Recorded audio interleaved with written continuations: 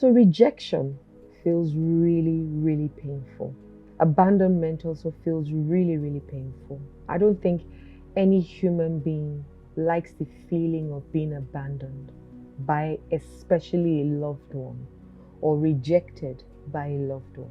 If you could see the effect on your heart, you could almost see how your heart is tearing apart if there was anything like that. You know when they say you broke my heart, literally it's almost like your heart is being shattered just because somebody abandoned you and somebody rejected you. Now imagine if it's somebody that you have placed love and trust in. One thing that I've learned now, and I know now, is that hardly ever comes from the relationship that you're in. I think it's come from a past relationship. And that past relationship most likely is as a child. And they leave deep emotional scars that go with you into adulthood. So individuals who feel abandoned and rejected, they will struggle with different things. And some of the things they could struggle with would be attachment, insecurity. They're afraid that people will leave them, so they cling to you as though you are their heir. They feel like, people can, some people actually even spoil a beautiful relationship just because I don't want him to or her to abandon me like that other person did. And when I say him, I mean her. I'm talking vice versa because I'm speaking to both men and women. Now, this fear, of course, can manifest in different ways in your intimate relationships. So are you so clingy? Are you consistently asking, where are you, where are you, where are you, where are you? Always just wanting people around you, or your spouse or your lover, let me say, around you. Are you incessantly clingy? Are you jealous? Ooh, it's a big one. He cannot talk to anybody. She cannot talk to anybody. You're wondering, who is she? Who is he? And I used to be very jealous. And it's so funny because I didn't even know that I was that jealous until I realized that I was jealous, right? Initially, I never felt out of place, and maybe now that I'm even thinking about it, I think it was my first major relationship. I had no qualms with him having friendships with other women. But when our relationship ended, and the way it ended, I think it ended because there was somebody else in the picture for him. That was when I became very jealous about any other relationship and any other man that I dated with another woman. But before then, I felt like I was okay. I mean, my boyfriend then had friends and he was okay, just like I also had male friends and he was okay with it. We both felt very secure within each other. But after that relationship ended the way it ended, my goodness, I became so obsessive with, wanting to be sure that, he's there, because I didn't want the next person to leave me like this one. I'd put in everything into this relationship and I thought this was where my relationship was going to start and end. But it didn't happen that way. It didn't. So it really broke me and I became very, very, very, very jealous. If I tell you that I've gotten over it 100%, I'll be lying to you, right? But I know to a large extent that I'm more secure now. And I remind myself that I'm worthy and I'm deserving of good love. So because I'm able to do that to myself, I'm able to calm my nervous system down and give myself something to hold on to and relax with. So if you find yourself consistently overtly jealous, then there's something that you've got to deal with. If you find yourself always needing validation and needing assurance and reassurance, if you find yourself emotionally withdrawn from people, I can't just be bothered, I have no emotions towards it. If you find yourself without the lack of emotions, then there's something wrong. If you feel like you consistently need to be validated, you are so beautiful, you are so beautiful, without you being able to say to yourself, there's something wrong.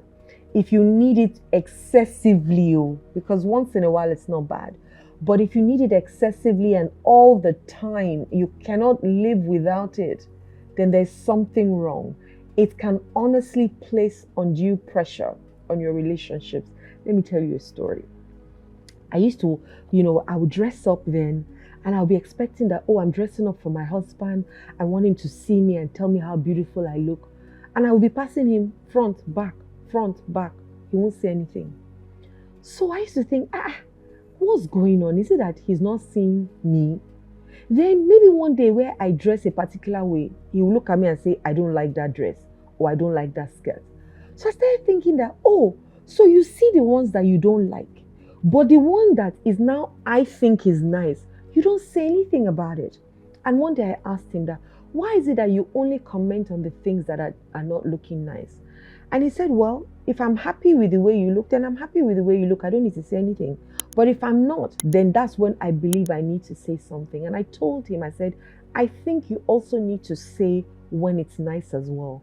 Because it seems like it's only when you don't like something that you say it. When you do, you don't say anything, right? But then I took it a step further and I started to like what I was wearing. So I would dress up, I would stand in front of the mirror and tell myself how beautiful I looked and how phenomenal my dress was. And I would boost my self-ego and my self-worth and esteem so much. When I come out and people now, the way I even carry myself, people will now start to say, oh, you look very nice. I'll say, thank you. Initially, I didn't even know how to say thank you or accept it because I say, is it this dress? But now, oh my goodness, I say thank you with my full chest and with my full heart. Because I believe that when I left the house, I knew I looked nice, right? So I don't need, I might not need anybody to tell me, but for you to see it, that means you can see the goodness that I see as well. And so one day I was in the bathroom and I just finished making up. I dressed up, I was ready to go out. My husband was with me in the bathroom. And I started to tell myself, Adiola, see how hot you look, hailing myself. And he looked at me and said, what are you doing? I said, I'm praising myself. I'm hailing myself, telling myself how beautiful I look. And he laughed and walked away. Now, let me tell you what that thing did. It reduced the pressure in my marriage of me expecting him to keep validating me and telling me how good I look. Now, if he does it from time to time, of course, I feel great about it. But it is irrelevant whether he does it or not anymore because I feel great about myself now more than I ever did. My confidence is on another level. I feel worthy. I feel like I'm stylish. And if I'm not doing it enough, I know that I can go and seek help. I can go and get a coach to teach me. Once again, I'm very open to learning from or learning from people. Very open. I can see somebody do something a couple of times. I will call the person, please come and teach me this thing that you are doing. I like it. I can check out the style, send it to one or two people and say, teach me how to do this style or, style things in a particular way. I like it. Those are the things that I do, right? You can do the same as well. If you find yourself struggling and battling with low self-esteem, confidence, you're battling with the way you feel about yourself and how other people see you, then the truth is you need some therapy. You've got to go back to the roots once again, find out what it is and change it around because all you're doing is changing the story. I promise you. Once you give yourself an empowering story about yourself, wow, you'll be on a different level. People will be wondering what has happened to you. And you would know, they might not know, but you would know that you have just changed the dialogue you have about yourself, within yourself, to yourself. And life will never remain the same for you again. And your relationships will be the better for it because now you have a better relationship with yourself. Okay? Love and light. I hope this helps. Thank you very much for watching and taking out time to listen to the videos that I have dropped this week and this season. I really do hope that we can help you. If you need extra support, please click the links below. You'll see all the links that can connect you to me. Okay? Let me be that hand that holds you, just like other people held my hand to become the woman that I am today. Subscribe, click the notification bell below, and share me with other people. Love and light.